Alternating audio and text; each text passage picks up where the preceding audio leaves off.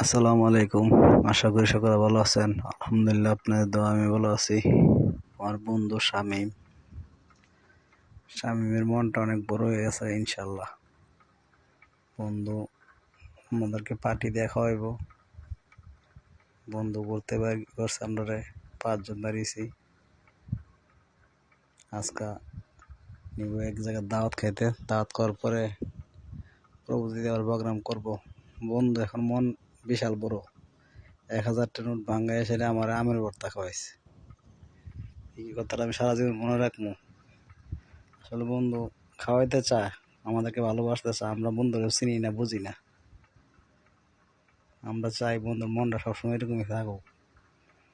বিশেষ করে বন্ধু কারোর সাথে রাগ করে থাকতে পারে না। 2 ঘন্টার ভিতরে বন্ধুর রাগ ভেঙে যায়, এটাই আমার সবচেয়ে বেশি ভালো লাগে। আমরা ঘুরতে পেরেছি আর কি। এটা হইলো বন্ধুর শ্বশুর বাড়ির এলাকা, এজন্য দাঁড়ানো হয়েছে। উপলব্ধি করতেছি আর কি, যে এলাকা থেকে আমরা আবার আত্মীয় স্বজন কারা কেমনে কি করা যায় সে জিনিস দেখতেছি। যদি ভালো হয় তাহলে আত্মীয় স্বজন করবো এখানে।